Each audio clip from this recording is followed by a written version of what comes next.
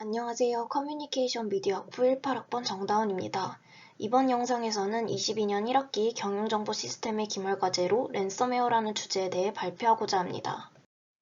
목차는 다음과 같습니다. 먼저 랜섬웨어에 대해 알아보겠습니다.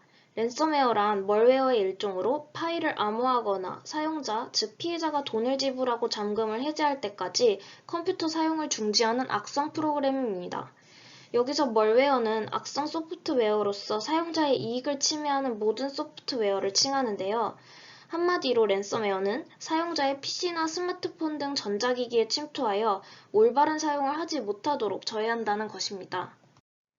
알려진 랜섬웨어의 종류에는 크게 4가지가 있습니다. 첫째, 디스크 코더 랜섬웨어입니다. 전체 디스크를 암호화하여 사용자가 운영체제 자체에 접근하지 못하게 만듭니다. 두 번째는 스크린 락커입니다.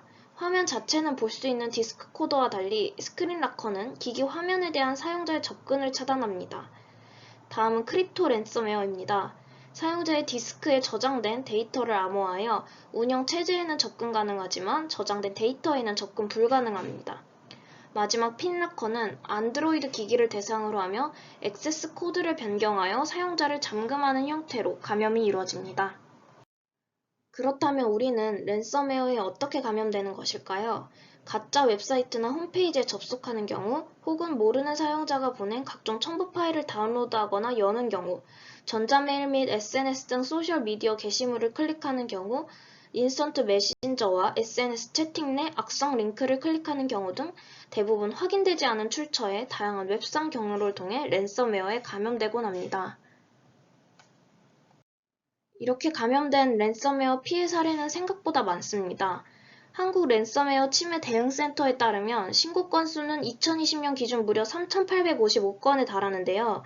비단 한국뿐 아니라 전 세계 피해 건수는 같은 기간 기준으로 3억 400만 건에 달한다고 합니다. 증가 추세를 미뤄볼 때 2022년 현재 그 피해 건수는 더 많아졌을 것으로 예상됩니다. 랜섬웨어로 인한 피해는 근본적으로 개인의 데이터를 사용하지 못하게 만드는 것뿐 아니라 기업의 영업방해와 사람의 생명 위협, 사회 혼란을 야기시키는 수준에 이르는 등 심각성이 매우 큰 상황입니다. 랜섬웨어는 현시대 사이버 위협의 게임 체인저라고도 불리며 국제사회의 사이버 안전을 위협하는 무기로 알려져 있습니다. 랜섬웨어의 몇 가지 피해 사례를 살펴보고자 합니다. 지난 2017년 국내 웹 호스팅 업체는 서버가 이레버스 랜섬웨어에 감염되어 가상자산을 지불하는 복구와 키를 받았으나 완벽한 복구에는 실패했습니다. 우리 교재에도 소개된 워너크라이 2.0 랜섬웨어는 마찬가지로 2017년 약 150개국의 20만여 대 컴퓨터에 침투하여 많은 피해를 야기했는데요. 당시 영국에서는 7,000건의 진료 예약이 취소되는 사태가 벌어지기도 했습니다. 국내 기업 이랜드그룹은 2년 전 클럽 랜섬웨어에 의해 백화점 등 23곳이 영업 중단되어야만 하는 사태를 겪기도 했습니다. 독일에서는 종합병원 서버 감염으로 인해 응급환자가 사망하는 안타까운 일이 발생했으며 미국에서는 송유관 운영사 콜로니얼 파이프라인 감염으로 인해 일부 지역에 송유를 하지 못하는 일이 발생했습니다.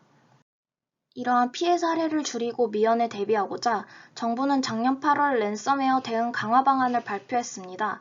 첫째, 수요자별 선제적 예방 지원과 둘째, 사고 대응 전주기 지원, 셋째, 진화하는 금품 요구 악성 프로그램에 대한 핵심 대응 역량 제고로 나뉜 이 정책은 개인과 기업, 국가기관의 감염 예방을 위한 목적을 넘어 피해 복구와 지원에 최선을 다하고자 하는 노력이 담겨 있습니다.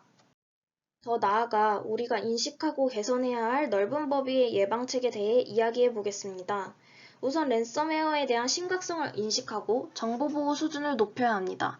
의심스러운 웹상 링크나 파일에 접속하지 않고 백업과 취약점 패치 등을 생활화하는 것이 예가 될 수 있습니다. 다음으로 추적 검거를 위한 수사 역량 확충에 관심을 가져야 합니다. 미국 FBI는 콜로니얼 파이프라인 사건의 비트코인 거래 내역을 한 달간 추적해 돈을 회수했습니다. 이처럼 범죄 수익을 몰수하는 것을 중심으로 다양한 개별화 정책을 실시할 필요가 있습니다. 마지막으로 국제협력 역량을 확충해야 합니다. 주요국가 정보를 공유하고 사업을 확대하여 국제적인 협력 네트워크를 구축하는 등 역량의 범위를 넓힐 필요가 있습니다. 이러한 다각적 노력이 어우러졌을 때 우리는 랜섬웨어로부터 벗어날 수 있을 것이라고 생각됩니다. 지금까지 발표를 들어주셔서 감사합니다.